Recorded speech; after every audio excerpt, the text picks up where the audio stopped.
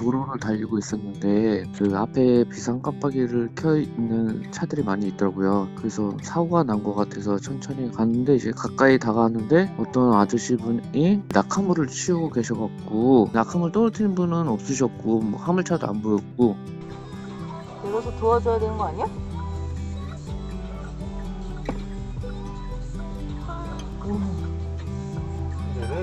내가 내려서 도와줄까?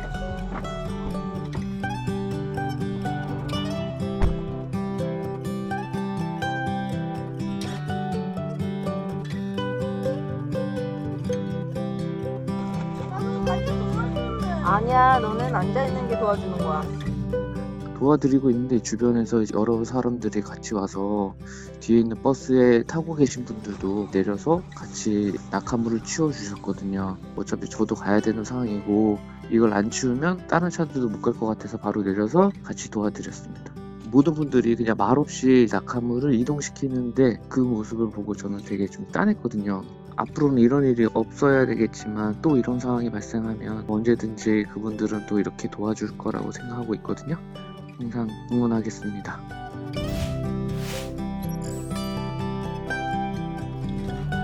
제가 운전했던 차는 5톤 트럭이었는데 백밀러를 보니까 구급차 경광등이 보여가지고 클락션 울려가지고 앞에 차를 좀 알려주고 구급차를 발견 못하신 분들이 계신 것 같아가지고 제가 내려가지고 수신호를 좀 했었죠. 전 1차선이었고 2차로에 있는 차들도 좀 붙여가지고 공간을 좀 만들어 드렸어요. 잘 협조해 주셔가지고 좀 감사하죠, 그분들한테도.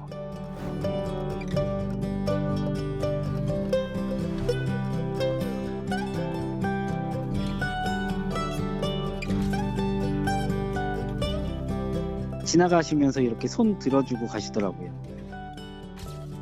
구급차가 사이렌을 켰다는 게 위급 환자를 이송 중인데 골든타임이라는 것도 있고 1분, 2분이 중요한 시점인데 차가 너무 막히니까 구급차를 빨리 길을 터줘야 된다는 생각이 있었고 누가 한 명 내려가지고 정리를 하면 빨리 구급차가 지나갈 수 있으니까 그래서 좀 내리게 됐죠. 환자분 빨리 치료 받으실 수 있었으면 좋겠다라는 생각이 좀 있었고 뭐 그런 마음이었었어요.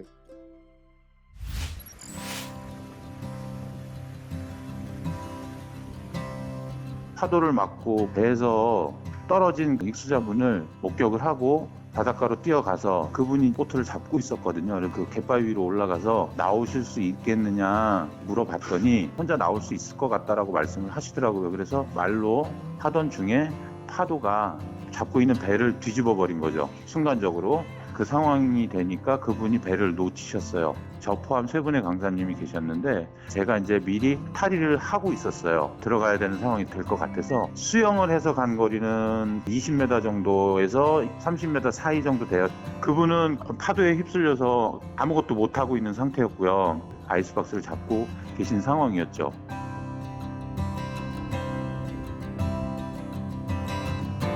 제가 도와드릴 거니까 편안하게 누워 계십시오를 이제 계속 말을 시키면서 물 밖으로 이제 데리고 나온 상황이었죠. 그 당시 이제 파도가 높게 치고 있는 상황이었고 바람이 좀 심하게 불고 있는 상황이어서 그 주위가 다 돌밭이었습니다. 돌에는 따개비라든가 날카로운 조개류가 많이 붙어 있어요. 그래서 몸이 부딪히게 되면 상처가 나고 수온이 굉장히 낮은 상태여서 제가 체감적으로 느끼는 게 10도 이하였거든요. 그분이 그 상태에서 한 10분 정도만 더 경과를 했어도 상당히 위험할 수 있는 상황이 될 수 있어요.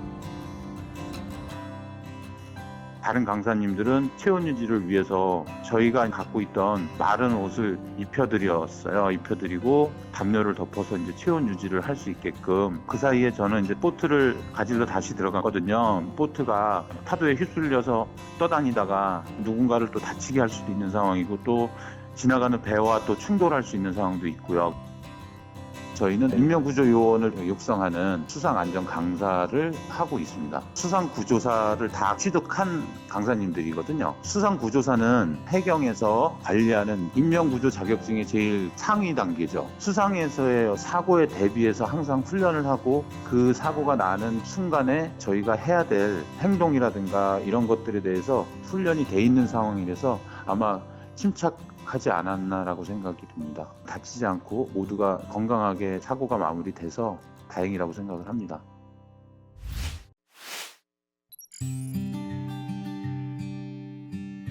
저는 3차로로 달리고 있는데 앞에 트럭이 펑크가 나면서 펑 하는 소리랑 같이 차가 왼쪽으로 쏠리면서 지나가던 아우디 차량을 받고 아우디 차량이 전복되어 있는 상태로 반대쪽 차선으로 이제 넘어가 있었습니다. 일단은 바로 제가 신고를 해서 일일이 전화해줘야지.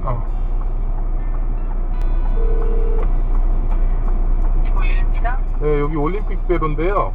차가 터져가지고요. 지금 교통사고 심하게 났거든요. 뒤집어졌거든요.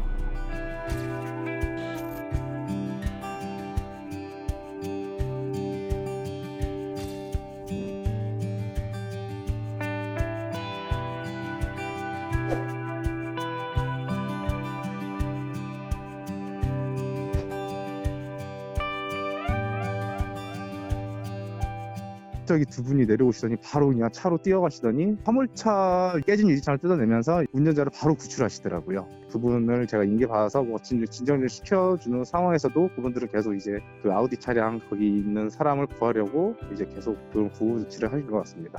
다른 일반 시민들도 그 아우디 차량 사람을 꺼내려고 했었고 아무래도 전복되어 있는 상황이다 보니까 꺼내지는 못하고 그런 상황에 119가 바로 도착해서 구호 조치를 하신 것 같습니다.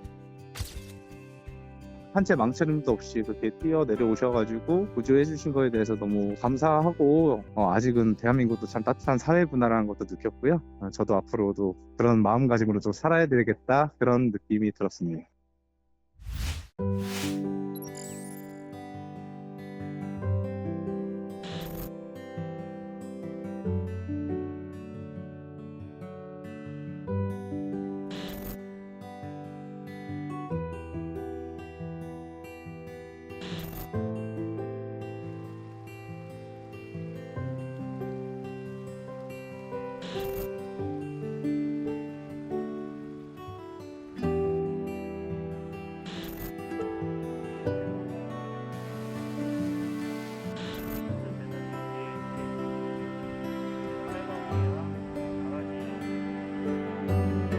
현장에 도착했을 때 저희 구급대원들이 갔었거든요. 할머니께서 쓰러져 계셨고 백구가 그 할머니 주변을 지키고 이렇게 있었다고 그렇게 전달받았습니다. 그리고 할머니께서 발견 당시에는 의식이 약간 있으셨던 그런 상황이었던 것 같아요. 백구가 할머니하고 오랜 생활을 하다 보니까 할머니 곁을 계속 지킨 것 같아요. 요즘에 날씨가 저녁 때 차잖아요. 구급대원이 발견했을 때 당시에도 저체온증이었던 상태였고요. 백구가 그래도 할머니 곁에서 이렇게 잠도 자고 그러지 않았을까 싶어요. 그러면서 또 체온도 좀 유지했었을 것 같고요. 거기 주변에 들개도 있다고 알고 있거든요. 쓰러져 있는 상황이기 때문에 공격을 당했을 수도 있지 않았을까? 전혀 배제할 수는 없는 그런 상황이지 않았나 싶습니다.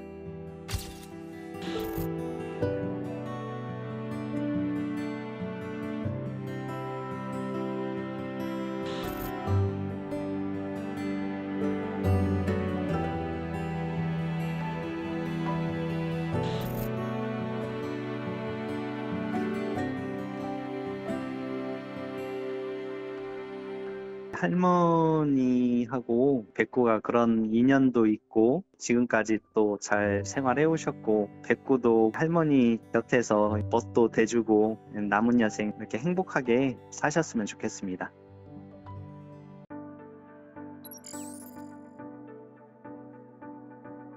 중공업 단지 사거리라고 그쪽을 지나가고 있었는데 처음에는 천막이 떨어져 있는 건가 해서 가다 보니까 사람 형태가 보이더라고요. 얼굴이랑 다리 쪽이 보여서 좀 비명을 지르고 그렇게 멈추게 된 상황이고요.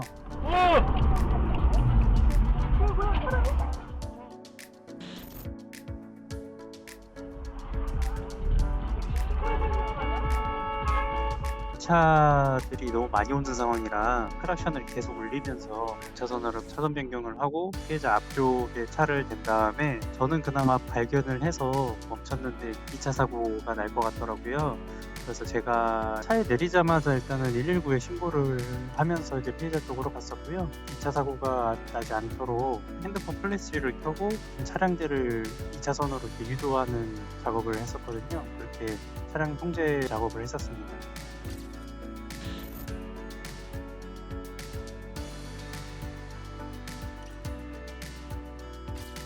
처음에는 무단횡단하다가 사고가 나 있는 줄 알았는데 가까이 가서 보니까 배달 오토바이 운전을 하시다가 사고가 난 것 같더라고요. 30m 정도 앞쪽에 보니까 오토바이 한 대가 시동이 걸려져 있는 채로 쓰러져 있는 게 보이더라고요. 그거를 보고 오토바이 사고라고 짐작을 했고, 피해자분 그 누나분한테 또 연락이 왔는데 팔 골절로 일단은 수술을 하고 얼굴 쪽 피해 정도가 심해서 얼굴 쪽도 같이 치료를 받고 있다고 했거든요. 근데 당시는 피해자가 이제 의식이 없었는데 병원에 가고 나서 나중에 이제 의식이 돌아왔다고 하더라고요. 경찰에서도 그렇고 피해자 누나분도 저한테 얘기하시는 게 단독 사고로 표지판에 이제 얼굴을 부딪히고 나서 그렇게 사고가 났다고 하더라고요.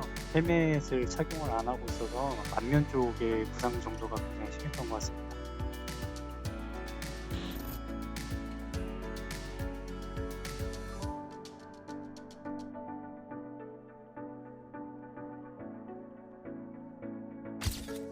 그 누나분한테 듣기로는 그 사고 이후로 이제 다시 오토바이를 안 타겠다고 그렇게 약속을 받았대요. 그런데 만약에 혹시라도 오토바이를 다시 타시게 된다면 기본적인 안전 장비는 꼭 착용을 하시고 운행을 하시는 게 나을 것 같습니다. 그리고 많이 다치신 것 같던데 의식 돌아오셔가지고 정말 다행이라고 생각을 하고 남은 치료도 잘 받으셔서 정상적인 일상생활 다시 잘 하셨으면 좋겠어요.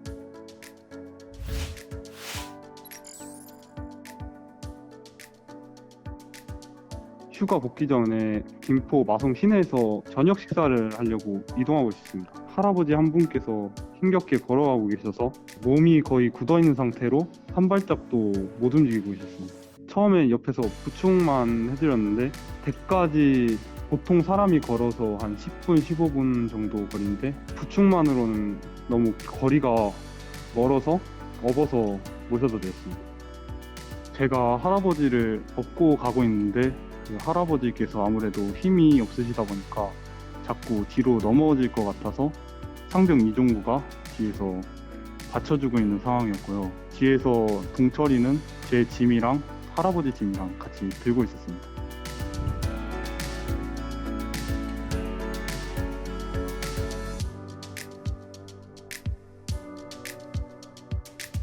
저랑 같이 도와줬던 상병 이종구랑 일병 주동철도 같이 생각한 게 저희는 군인이 지켜야 되는 본분을 다했을 뿐이라고 생각합니다.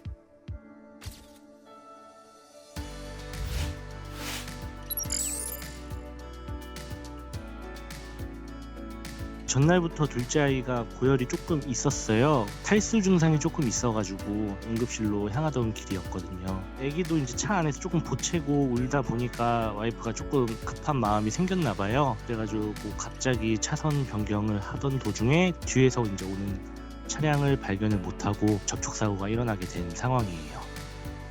와이프가 이제 차에서 내리는 순간 머리가 하얘졌나 봐요. 아무것도 생각이 안 나서 그냥 상대방 차주분한테 가가지고 죄송합니다, 아이가 아파서 라고 이제 얘기를 하니까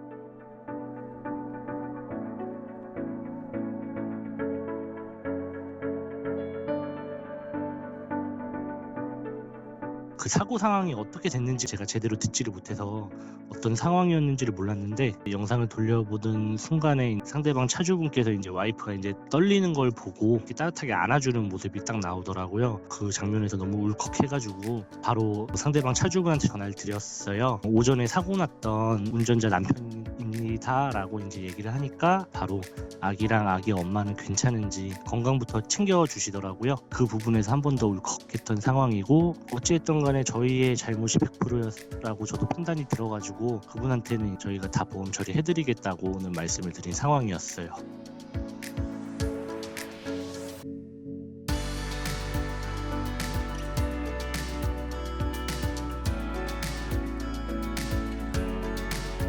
상대방 차주분도 많이 바쁘셨을 텐데 와이프부터 챙겨주셔가지고 너무 감사드리고, 덕분에 저희 아이도 많이 건강해졌고, 선생님은 이제 작은 배려였겠지만 저희한테는 큰 배려로 이제 다가왔거든요. 저도 이제 그런 것을 배워가지고 다른 운전자들을 먼저 생각할 수 있는 운전자가 되도록 노력하겠습니다.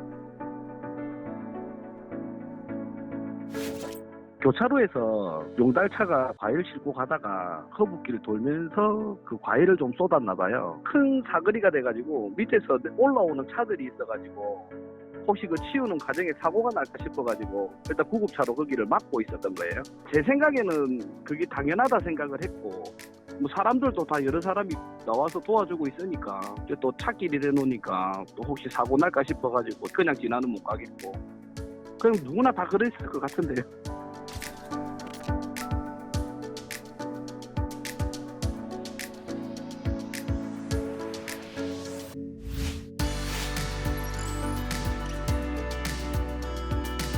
아침 시간 7시에서 8시 사이인데 계산을 하고 나가시는 분이 출입구 앞에서 쿵소리와 함께 쓰러져서 누워있는 걸 목격한 거죠.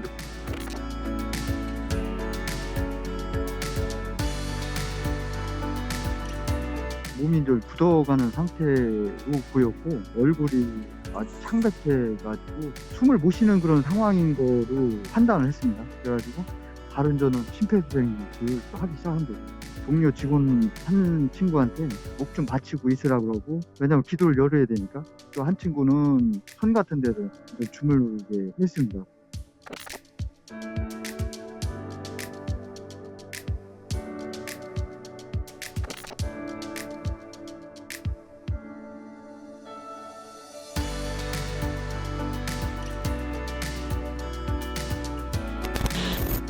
이, 3분 정도 하니까 좀 의식이 되살아나시는 분이 자꾸 이제 움직이시려고 그러더라고요. 그러면서 고맙다라는 그런 표현을 해가면서 의식이 좀 살아나시더라고요.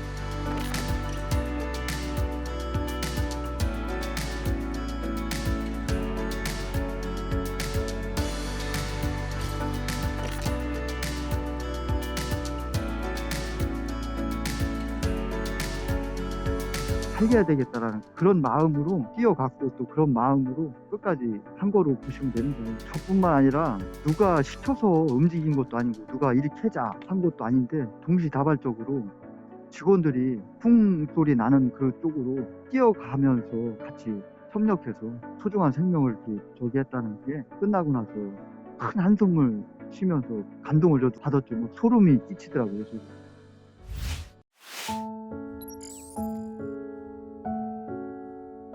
그날 비가 갑자기 쏟아지기 시작했는데 할머니 한 분께서 유모차에 짐을 싣고서 허리를 숙이고서 이렇게 가시는데 어쩔 줄 몰라 하시면서 걸음을 재촉하면서 가시더라고요.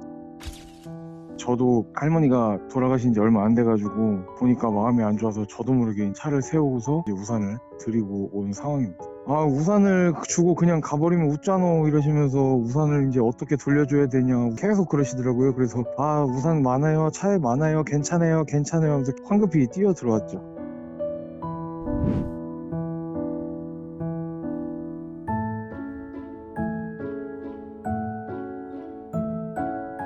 칭찬 받으려고 한 행동은 아니고 저도 모르게 마음이 안 좋아서 제가 있는 거 이제 나눠드린 건데 칭찬해 주셔서 굉장히 감사하고 저희 아무것도 아닌 거지만 또 누군가에게는 그 순간 가장 필요했던 거니까 제가 그 도움을 줄 수 있었다는 것에 대해서 제가 더 오히려 그냥 하루 종일 기분이 좋았습니다.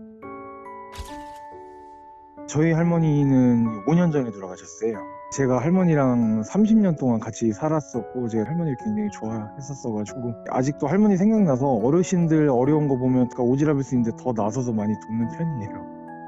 요즘에 다들 바쁘고 막 각박하고 어려운 시기인데 소소한 행동으로 이런 좀 따뜻한 세상 같이 만들어갔으면 좋겠어요.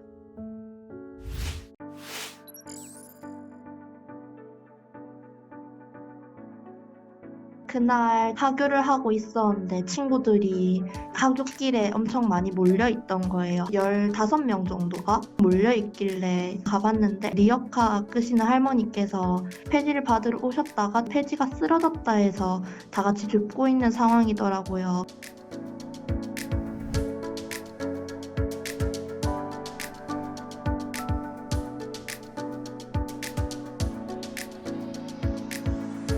바람이 진짜 너무 강하게 불어서 폐지가 엄청 날리더라고요. 그래서 다 같이 폐지를 줍다가 애들이 고물상까지 같이 밀어드리자 해가지고 그럼 좋겠다 하면서 이렇게 밀고 가다 보니까 진짜 고물상까지 그때 끌고 가게 됐어요. 그때 1시간 정도 걸렸던 것 같고 버스 3정류장 거리 그 정도였던 것 같아요.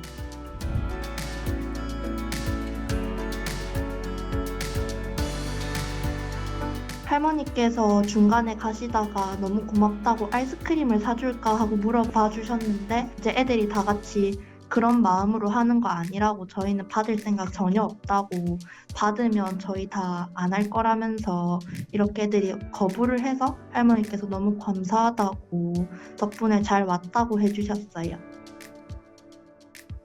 저는 사실 리어카가 그렇게 많이 무거운 줄 몰랐거든요. 그 다음날 약간 살짝 몸살 기운도 있었고 그리고 이제 손도 엄청 많이 까지고 이렇게 더러워지고 하더라고요. 그래서 그런 거를 건강한 학생 10명이서 해도 힘든데 근데 할머니께서는 그런 거 평소에 들고 다니신다 해가지고 안쓰러우면서도 다시 그런 분들이 있으면 좀 더 도와줘야겠다는 생각이 들었던 것 같아요.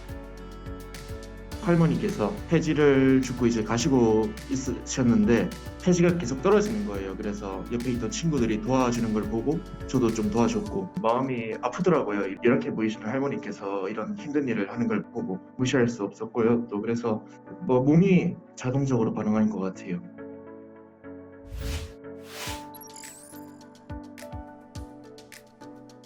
그 길이 차들은 통행 많은데 정체되거나 뭐 그런 상황은 별로 없거든요. 근데 이제 갑자기 이제 정체가 돼가지고 보니까 경차가 전봇대 들이받고 있는 상황이더라고요. 술 마시고 뭐 음주해가지고 뭐 차 버리고 도망가고 뭐 이런 생각 들어가지고 주차장에다 주차하고 경광등 들고 이제 갔어요. 왜냐면 이 차들이 이제 워낙 많이 다니다 보니까는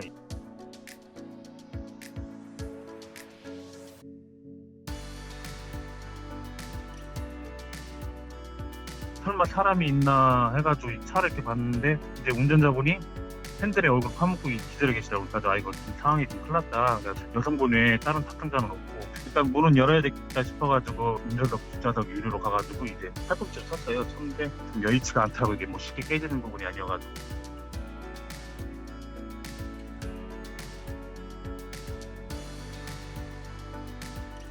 때마침 릭터 기사님이 제가 열려고 아둥바둥 하는 거 보시고 망치를 들고 내리시라고 운전자가 이제 의식이 없는 상태인데 불이 잠겨있다 그랬더니 점프 기사님이 조수석 뒷좌석 쪽으로 이동하셔가지고 창문을 망치로 깨셔가지고 문을 열고 제가 조수석 들어가서 일단은 차 사이드 채우고 파킹 놓고 시동 켜놓고 점프 기사님이 이제 운전석으로 가셔가지고 보시는데 그때 숨 갑자기 탁 터지는 소리 있잖아요. 그걸 들으셨나봐요. 그랬더니 운전자분이 숨 쉬신다고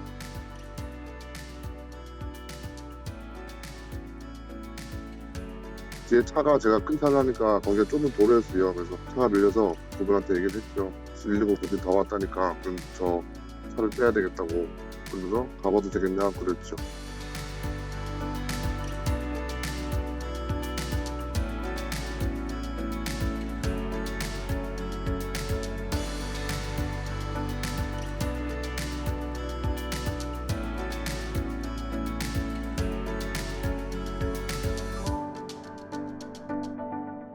점프 기사님이 솔직히 구조의 99%는 다 하신 거예요. 저도 지금 이제 기사님 빨리 찾아가지고 감사하다고 진짜 전해드리고 싶은데 지나가는데 혼자 당황해서 어쩔 줄 몰라 하시더라고요. 그분이 먼저 수신을 하고 계셨고 창문을 두드리고 계셨어요. 운전자분 꺼내려고. 그냥 저도 모르게 그냥 나갔어요. 거의 그분이 많이 하셨죠.